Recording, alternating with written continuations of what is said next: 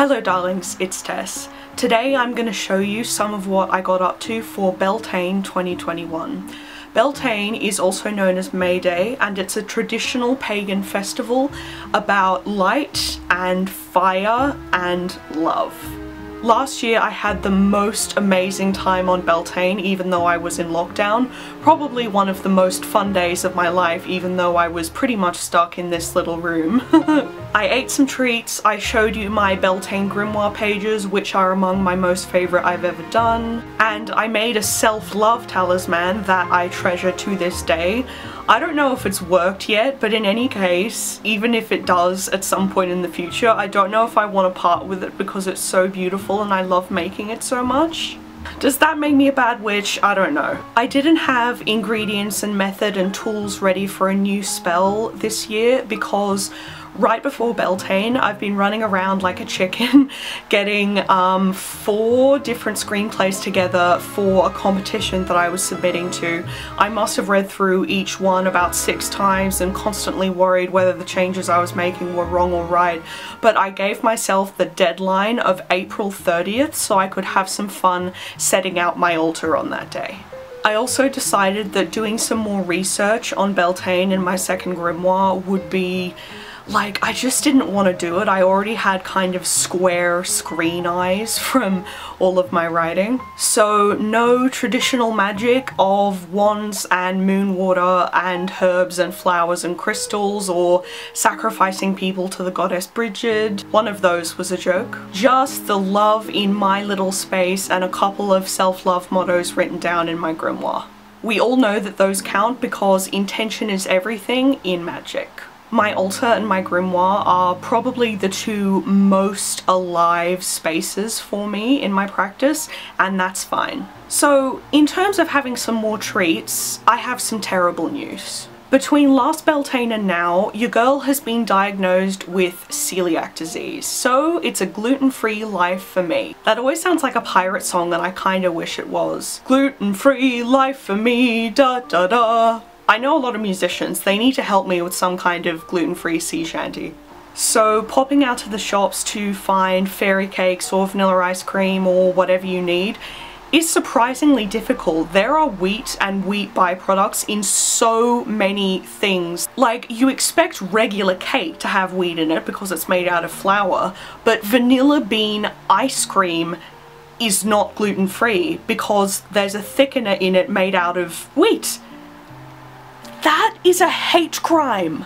So the only way to get cakes this year would have been to make them, and so because of my aforementioned screenplay chickening, I didn't really have time for that.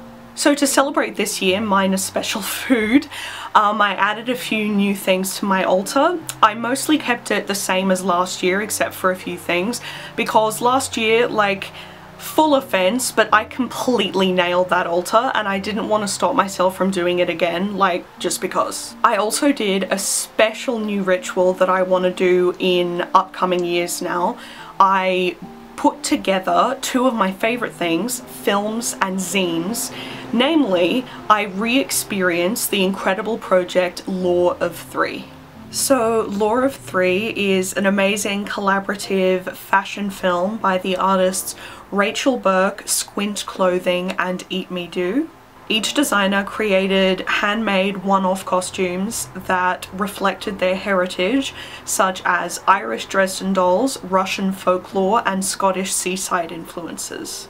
Nice Film Co. and then Frankie Magazine created this incredible, like, magical world for these immaculately dressed characters, and it was inspired by Beltane. The film begins with the maypole and ends with the veil-thinning bonfire. Nothing about this film is just prosaic in any way, and I love how the artist was so influenced by pagan practices. They even released it on the waxing crescent moon. You can watch the whole thing on Squint Clothing's YouTube channel, which I'll link down below. The film is also an Instagram TV video on the film's official account, so I'll link that too. And that account has lots of beautiful photos, of course, so check them out. What's really exciting though and unique about this project is that a few weeks ago when the film first came out, if you had purchased a ticket, which I had, you didn't just get to see the film weeks before anybody else did, but you also got this beautiful box of treats before that first screening, so you could create this kind of ritual special ceremony for yourself as you watch the film. I'll flash you back to me opening up that box. I somehow waited until the day of the screening to do it so I didn't ruin the surprise. They gave us this Three of Cups postcard, which is a tarot card about sisterhood and creative collaborations, so perfect for the film. We got some flower seeds in this amazingly stamped envelope, some gorgeous floral water, a Frankie notebook, a cleansing wand made of Australian native plants, so yay for no white sage, and it has a selenite stick too. There was also a shell, a ritual yellow candle, and of course a little sack of crystals. I've been actually using the things they gave me since I opened this box. I cleanse my room with the stick each day and spray some floral water onto my altars to keep them charged with some natural vibes. Floral water makes good perfume too. I particularly loved using the postcard on the wall behind my art magic altar and above my photo of my darling friend Yaz, considering it's the creativity and friendship card. Makes sense. I like burning the ritual candle for Yaz too, considering it was yellow and so was her hair.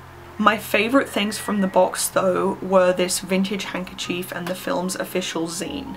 I've collected zines for years, my little library has its own shelf, and I knew I had to have this one because it was all behind the scenes of the film and the designs. Lots of inspiration collages and drawings and handwritten letters and fabric scraps, even a couple of DIYs and a page about the power of crystals for the uninitiated. I knew I wanted to have my new tradition of reading the zine cover to cover each year to soak in the Beltane vibes and artistic goodness, alongside rewatching the film each time too. It was so fun to know I'm carrying the magic intention of this project into my heart during this day that inspired it all to begin with. Like I said before, films and zines are mediums particularly close to my heart, and I love the idea of an art magic ceremony that uses them. One more thing, choosing a favourite shot or favourite costume out of this film is freaking impossible, but I've tried. So back to my altar. Last year and this year, the centerpiece has been my DIY love candle. I found a pink spherical one at the $2 shop last year and decided to dress it myself. I used the wax of other coloured candles, red, purple and a darker pink, and I affixed rose petals and shards of pink tourmaline. One of the reasons I feature it is because this Sabbat is also what's called a fire festival, which I think I mentioned before, where one of the traditions is to have a big bonfire. As I said last year, that's not a feasible thing in the city, so I represent that energy with my candle. Some of the petals and shards have come off it since last year, but I still love it. The new things on the altar are quite different. One is my pink and purple God's Eye weaving, which of course matches the palette nicely. I also have new rosebuds as a bed for my feature candle. I got them from a tea stall recently. I have an amazing crystal candle from the Australian shop Witch and Wares, which I'll link below. The pink is perfect, as I'm sure you can see, and it's another tribute to the Fire Festival tradition. I have a rose quartz ball charging up, looking very beautiful to offset my rose quartz raw stone on the other side. I just needed 2 love stones, you know? I decided to do something new for the background of the altar, namely put some paper decorations up that echo love and pink flowers. I was inspired by the paper elements behind my art magic altar, which I'll show you in depth soon.